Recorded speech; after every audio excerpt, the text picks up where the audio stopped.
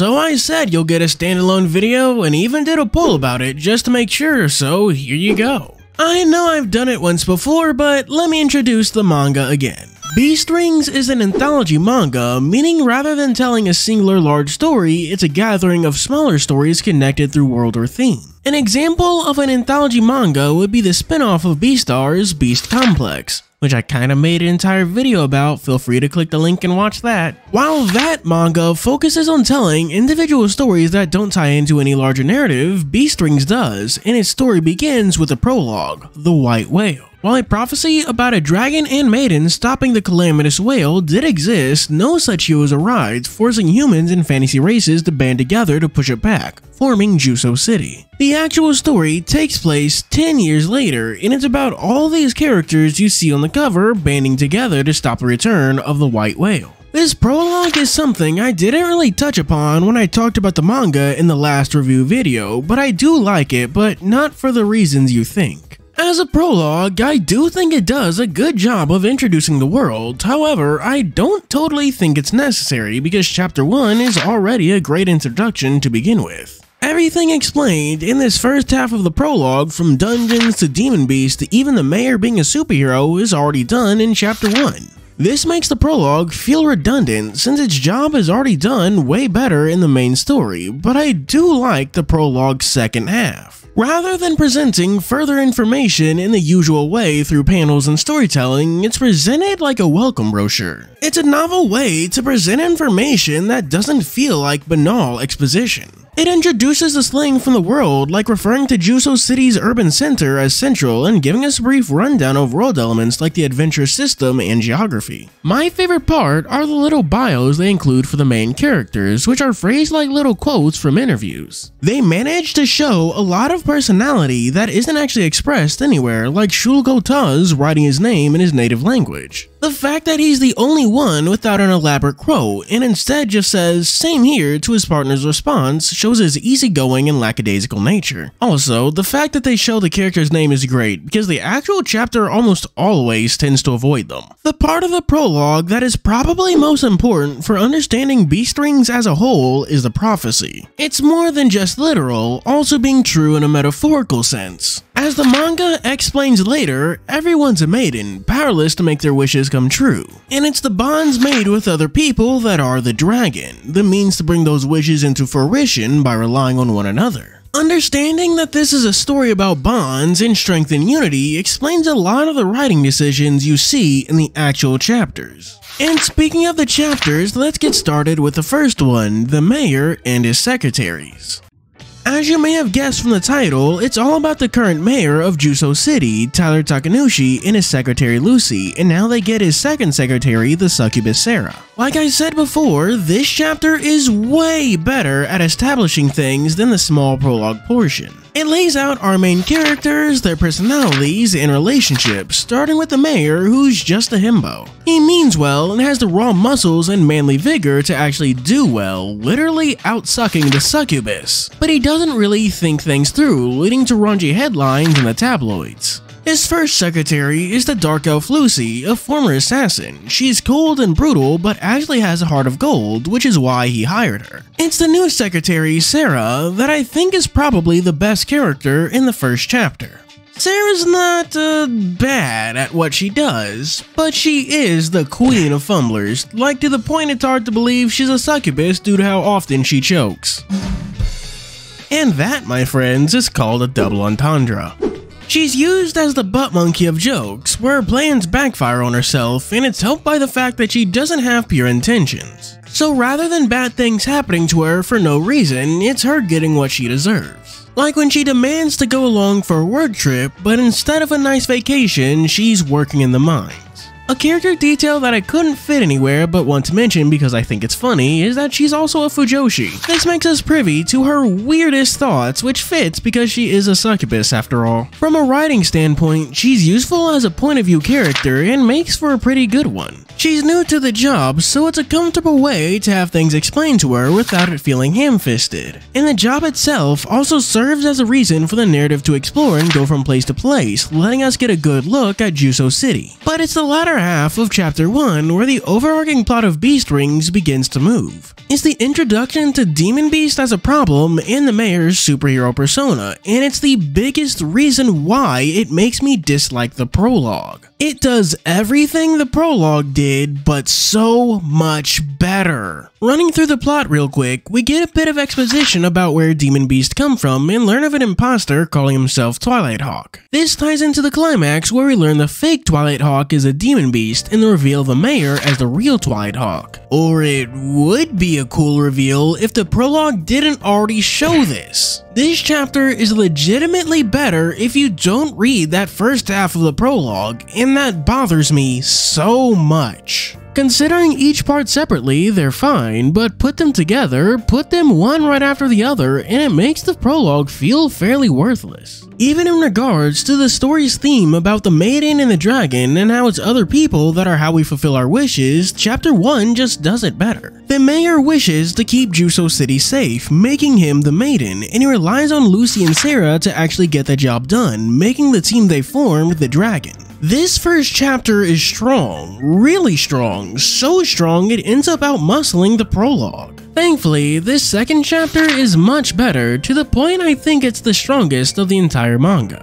This chapter is the same length as the others, but instead of being one large singular story, it's a collection of smaller stories to curate this single chapter. An anthology inside of an anthology. Anthology, if you will. It's called The 12 Zodiac States, and of course, each section is themed after the zodiac. The first two of these stories go together. It starts with one about a rooster that does shady Black Ops work adopting a child. This is paired with a dog, who was a student of the rooster until his mentor became a father. So just like him, the dog picks up a girl off the street, but she isn't a child, and instead gives him one. These two stories are short and simple, and yet they do wonders for establishing the theme of the larger work. Look at it like this. The dog has a bond with the rooster. However, when the rooster adopts a child, forming a new bond, the dog becomes a maiden. This maiden's wish is for camaraderie, so he picks up the woman off the street just like the rooster did, and the bond between ends up with the two abandoned dogs, as the story puts it, finding a place for themselves and building a family. The next of these zodiac stories is all about the boar who gets partnered up with the snake to exterminate Demon Beast. He likes to rush recklessly, and the snake is always falling behind until they both fall into a sinkhole. While he may be strong when there's light, he can't see in the dark, but thankfully, a snake's sense of smell alongside their heat-sensing pit organ, which is a real thing by the way, snakes have thermal vision, fun biology fact, helps them find the Demon Beast lair. Once more, the boar rushes recklessly, and yet again, the snake saves his ass. He apologizes for causing so much trouble, but the snake is like, yeah, no, it's fine. I help you, you help me. Our abilities complement each other. And the boar finds his heart utterly stolen. The next story follows the snake at the gym as she trains her tail. This entire fitness journey was sparked by the boar telling her that her tail was too heavy, but a careless word from her personal trainer sparked some introspection in the snake. As she thinks about the boar, her thoughts getting more and more intimate, she realizes that she doesn't want to eat him. And with that epiphany, she squeezes the training dummy a bit too hard, crushing it completely. I think these two stories are proof that you don't need a hard-to-read or complex theme for a story to be good. The first story just does away with the idea of metaphor, having the snake pretty much say we're stronger together. And it's even shown in the second story, where the snake manages to find enough strength to pulverize a training dummy upon inspecting the bond she has with the boar. Putting the metaphors aside for now, I do think the second story of this pair is actually really good. It's one of the few that don't have any Demon Beast in it, instead focusing in on something rather mundane and going into a lot of depth with it. It talks about culture, how tails are important to animal species, which is why the boar telling her that her tail was heavy got to her so bad. It's these world-building details that are my favorite part of this manga because I haven't really come across anything like Beast Rings. It borrows some stuff like skills, but manages to be unique and distinct enough that it's not just another anime or manga based off of shitty D&D. It's also surprisingly well thought out too, like when we get a full diagram of the snake and an explainer of her anatomy. Exploring the world seems to be the focus of this second chapter because the main characters in them are never named,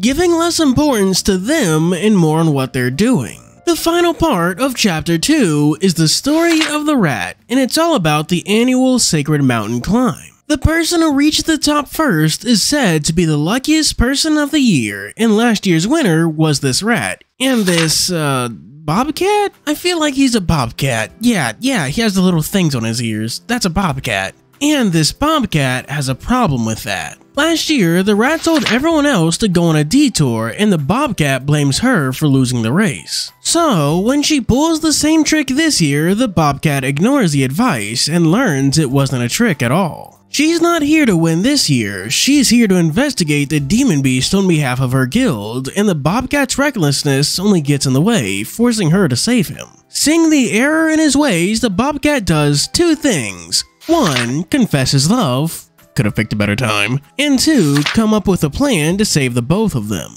The plan is about 90% successful, requiring the rat to save him one last time before she disappears to God knows where, telling him to follow what he sees far ahead of him. They do meet again later, as the bobcat arrives just in time to see her leave, and so the bobcat has gone back to chasing the rat. I often struggle to name my favorite story from Chapter 2, it's an opinion that changes frequently. Maybe it's just that I've reread this story as I'm writing this script, like literally just reread it, but I think this story is probably the best of the bunch. The bobcat is a great character that's more in line with the first chapter in how weird he is. The fact that it's from the bobcat's perspective also gives a reason for the odd bits of horniness, like when the rat's just stretching. He honestly feels like an average shonen protagonist for the way he's so stubborn and headstrong but means well. And the rat ends up playing the straight man, being the only person who knows what's going on. And her straight-laced and serious nature belies the fact that she does at least worry about his well-being and offers him advice towards the end.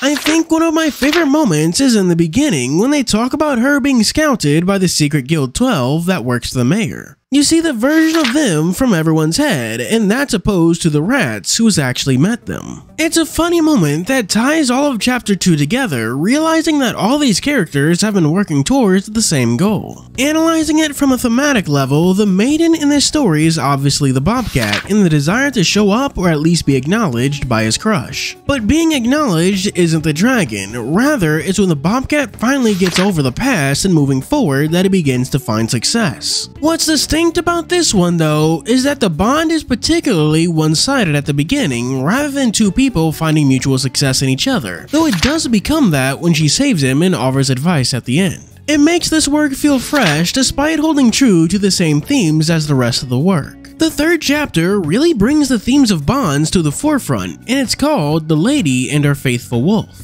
Mimi is the Platinum Witch. Inheriting the position from her mother, she's taken it upon herself to aid all those she can in the countryside, and Quinn's often there right alongside her, making sure Mimi stays safe. But this chapter isn't really about what they do for a living, rather it's about their relationship because everyone but Mimi knows that Gwen maybe slightly is totally in love with her. And I do mean literally everyone. They all know and they don't even have a problem with it. Her own dad asks if they've boned yet. Gwen's own uncle tells a fortune that pretty much says, yeah, no, you're destined to be together, y'all good. But rather than focus on being a successor, or making them, wink wink, Mimi wants to try and become a licensed witch, and she has to finish her training alone. And besides, elves and wolves have totally different lifespans. But that's not quite the case, because she learns that witches are allowed to take familiars on their training, and that the magic linking witch and servant lasts beyond death. There's destined to be together, and then there's God himself practically co-signing your marriage. I absolutely love this story because Mimi and Gwen are such great characters. Mimi means well, but she's so wonderfully silly and naive.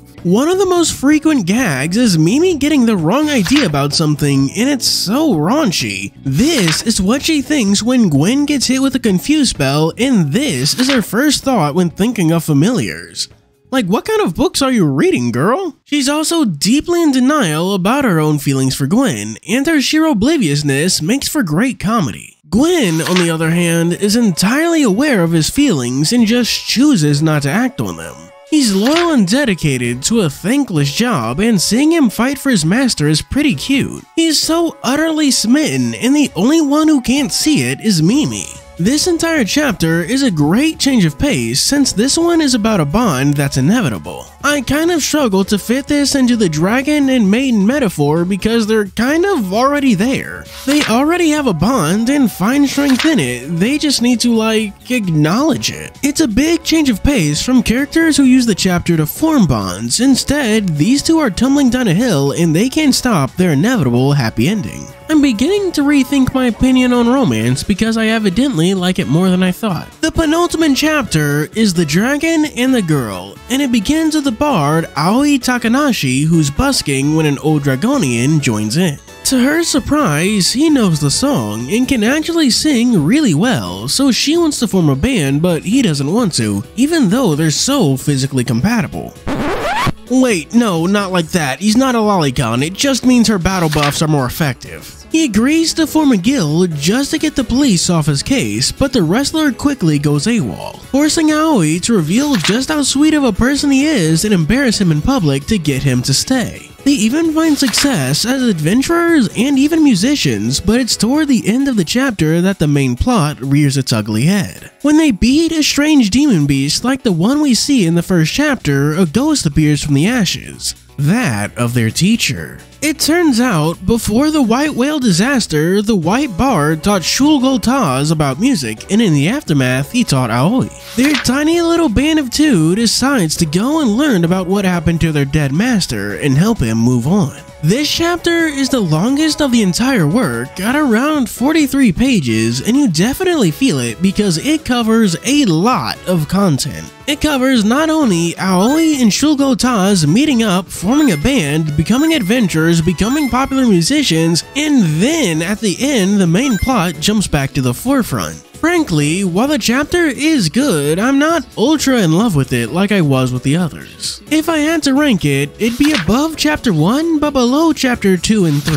Shulgo Taz pairs up really well with Aoi. It's a grumpy old guy being softened up by a saccharine sweet younger person.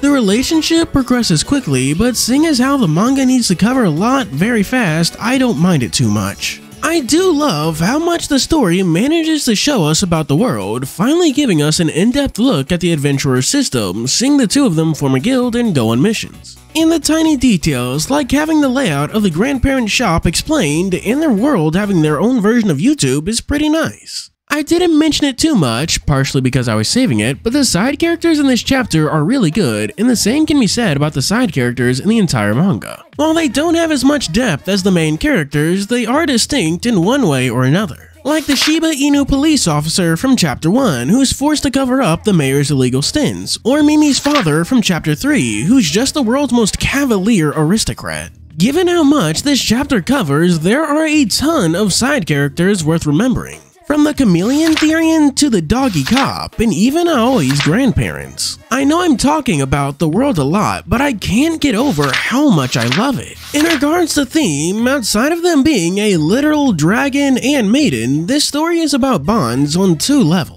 The first is the usual stronger together kind of thing, but the second bleeds into the final chapter. Here's your big fat fucking spoiler warning for Beast Rings, because all the threads created in the previous chapters tie together here. If you'd rather read it for yourself, remember to like and subscribe, and I'll see you all next time. The fourth chapter ends right where the final one begins, with Aoi selling DVDs, only to have Lucy, the secretary from the first chapter, ask for their help.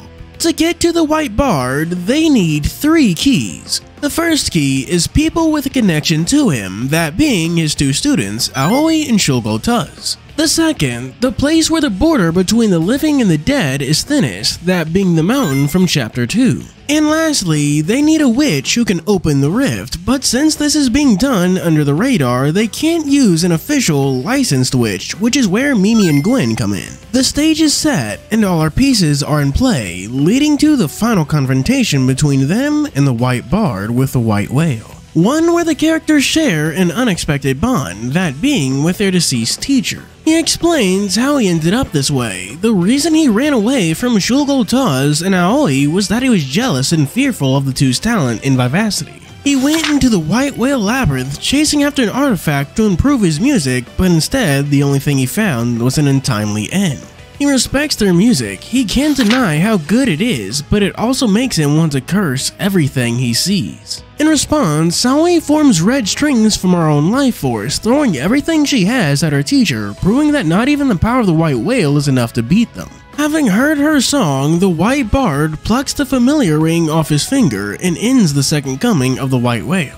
The story is rounded out by Mimi, Gwen, Shulgol Taz, and Aoi hunting the lingering White Whale reactions as a new Adventurers Guild. This is a really good finale chapter that manages to use all the previously established characters, but definitely focuses on Aoi and Shulgol Taz's bond to their teacher. I do think it could have had more involvement from the other characters, but focusing specifically on them means that the ending is a great thematic climax. A detail I glossed over because it's not totally relevant to the plot is that Juso City is built on the remains of the old civilization, which is why it looks like our modern world. Dungeons and Demon Beast are just remnants of old world stuff, meaning that this is a post-apocalyptic story. And symbolically, the Demon Beast represent nihilism. As they say in the prologue, it would have been better if nothing had existed. This makes them antithetical to the main idea of beast rings, that being the strength formed through bonds. Which is why the White Bard has paired with them, since he ran away from his students, trying to sever those bonds and cursing the world.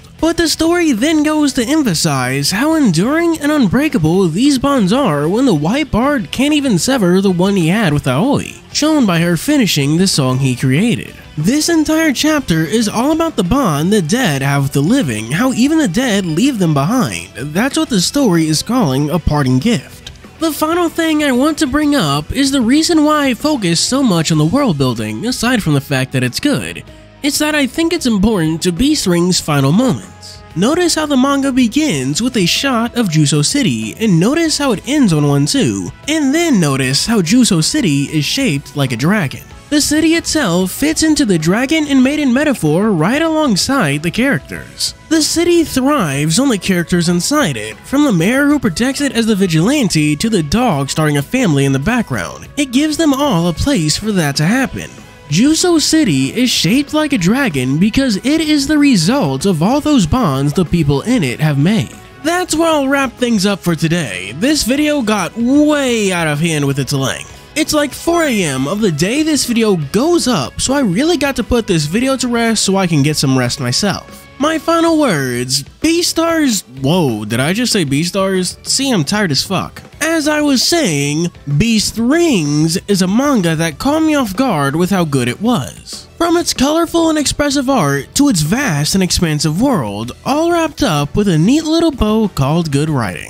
I super recommend you go read it, link to its Amazon page in the description. Go buy it while I do our Patreon shoutouts. For our 3 stars, we have special thanks to Choron, SkyKing64, 87 Werog, Gan LaFaze, Zora Chow, and Mervonla. For 4 stars, we have Miko and Otterly Awe, the Beacons. And for our super duper special 5-star shoutouts, we have... First, Vanilla Flower, Too Big to Fail. Second, Spidey Zack, the Captive Normal. Then the Good Old Days in a Blink. Followed by Hodari Lion, the Fizzith. Thank you for watching. Do be sure to like and subscribe. As always, this is Rose Fury signing out.